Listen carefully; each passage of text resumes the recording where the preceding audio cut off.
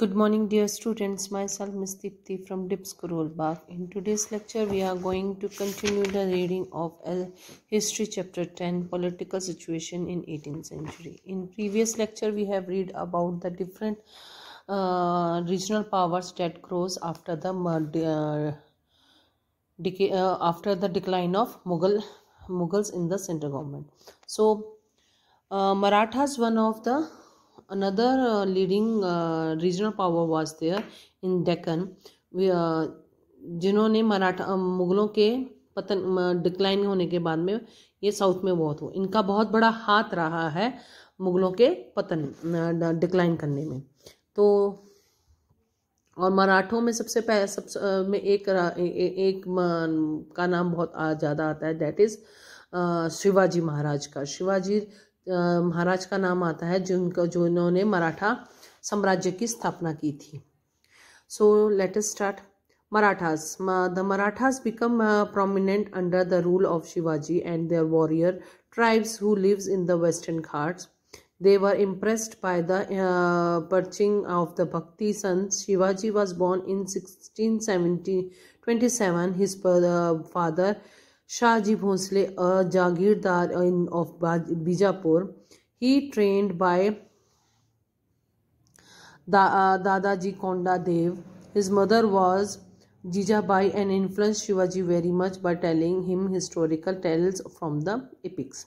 Shivaji wanted the Maratha state powerful. He knew the guerrilla warfare by which surprise attack were made on the enemy. He attacked the Bijapur territories.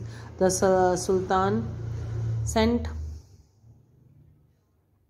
Fazal Khan to kill Shivaji, though they decided to meet unarmed, yet they came armed. Shivaji was wearing a metallic armor and tiger claws. When the Afzal Khan tried to kill him, Shivaji claws him to death.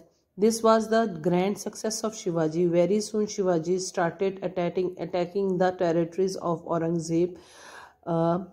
Shashyat Khan, the governor of Bengal, was sent by the Aurangzeb. The Maratha attacked Shashyat Khan at night and killed him.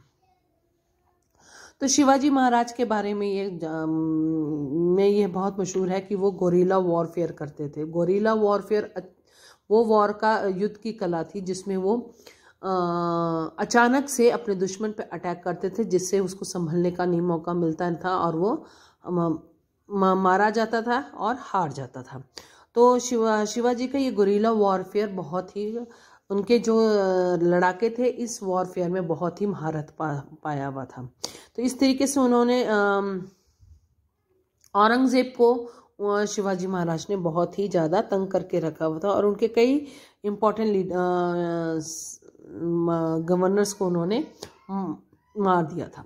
In 1664, Shivaji attacked Surat, which was the part of Mughal Empire. Raja Jai Singh was assigned to attack Shivaji, and in this battle, Shivaji was defeated and signed the Treaty of Pundhar in 1665. According to the treaty, here many forts were surrendered, and Shivaji agreed to meet the Aurangzeb in person, where he was humiliated and imprisoned along with his son Sambhaji.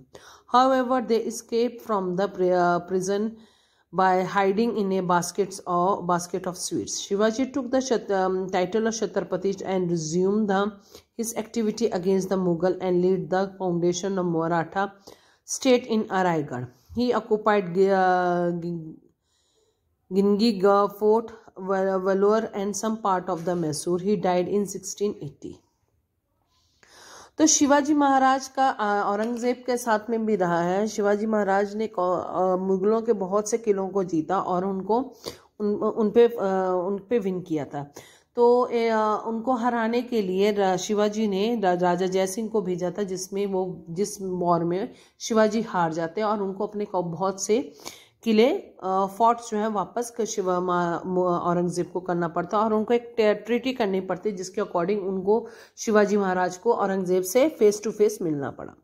But Shivaji Maharaj यहाँ पर क्या हुआ कि भी जब शिवाजी महाराज उनसे मिलने के लिए गए तो औरंगजेब ने उनकी बहुत बेइज्जती की और उनको जेल में डाल दिया। तो शिवाजी भी जब उनको जेल में डाल दिया तो वो वहाँ से भाग गए। किस में भागे? उनका भागने का तरीका था मिठाई की टोकरियों में वो छिपकर अपने बेटे संभाजी के साथ में वहाँ से निकल गए। और उसके बाद उन्होंने मुगलों पे बहुत से अटैक किए और बहुत से किले उनके फिर से दोबारा जीते। इनके शिवाजी के इन सब शिवाजी ने ही मराठा स्टेट की स्थापना की थी और रायगढ़ से अपना शासन चलाते थे। और शिवाजी ने एक टाइटल लिया था छत्रपति, यानी कि सबका ध्यान रखने वाला। और शिवाजी की डेथ 1680 में हुई थी। तो यहाँ पे हम पढ़ेंगे शिवाजी के एडमिनिस्ट्रेशन के बाद। The kingdom was divided into provinces called prants और provinces which were further divided into districts and into sub districts. The village were lowest administrative unit which was looked after by Patil. His council of ministers had 8 ministers which were known as Ashpradhana. They were जैसे कि आज शिवाजी की administration बिल्कुल सीधी सी थी, जैसे कि आजकल के समय में होता है कि भी सेंट्रल गवर्नमेंट है, then state government is there, state government के बाद में डिस्ट्रिक्ट आ जाता है, डिस्ट्रिक्ट के बाद में तहसील आती है, एंड देन उसके बाद आपके विलेज लेवल का आता है। सेम उसी ढंग से शिवाजी का भी एडमिनिस्ट्रेशन था। वो स्टेट की जगह प्रांत कहते थे और डिस्ट्रिक्ट होता था, सब डिस्ट्रिक्ट्स होते थे और सबसे लोएस्ट में विलेजेस आते थे, जिनकी देखभाल कौन करते थे? पाटिल करते थे। उनके जो कोर्ट में थे 8 मेन मिनिस्टर थे जिनको वो अष्ट प्रधाना कहते थे। वो 8 मिनिस्टर कौन थे ये हम पढ़ेंगे। दैट पेशवा न्याय minister, Senapati commander in chief, Panditrao minister of religion, Sachiva minister for royal correspondence, Nyayadhish chief justice, Majumdar minister for finance and revenue, Dabir minister for foreign affairs, Mantri home minister, पेरेंट्स, तारफ, मावास एंड विलेजेस। तो ये 8 मेन मिनिस्टर्स थे। पेशवा, सेनापति, पंडितारो, सचिवा, न्यायाधीशा, मजूमदार, दाबिर एंड मंत्री। ये इन 8 को मिलाकर उनकी कैबिनेट बनती थी जिसको वो अष्ट प्रधाना कहते थे और एडमिनिस्ट्रेशन यही देखते थे। The revenue was collected according to the assessment of land. It was 2/5 of the total producer. Loans were given to the farmer when needed. Cultivators had direct access to the officer and there were no middlemen. There were 2 types of taxes collected, Chauth and the Sardeshmukhi. Chauth means 1/4 of the revenue to be paid to the as a tribute for protection, and Sardeshmukhi 1/10 of revenue was collected as a contribution to the king. Due to the above taxes, Maratha become unpopular. पहले ये जो था, ये revenue जो collect करते थे तो पहले 2/5 टोटल जो भी अनाज उगता उसका 2/5 पार्ट वो सरकार अपने पास में लेती थी। बाद में उन्होंने चौथ और सरदेशमुखी नाम के 2 टैक्स और लगाए, जिसमें चौथ का मतलब था 1/4 और जो भी प्रोडक्शन होगी उसके 1/4 पार्ट वो राजा को देंगे for the protection, and sardeshmukhi एक और था जिसमें वो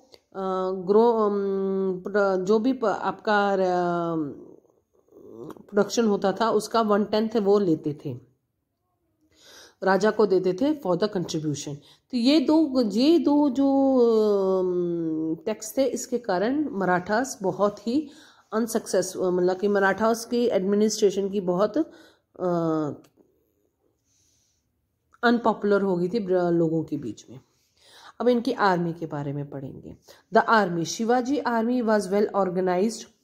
The army men were well trained and disciplined. They had sound moral values. His army men were well paid. There were 280 forts built by him. Each fort was controlled by Havaldar.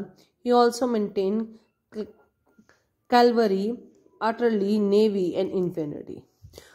तो as हमने पढ़ा था कि भी उनके जितने भी soldiers थे वो काफ़ी ट्रेंड थे और डिसिप्लिन में रहते थे।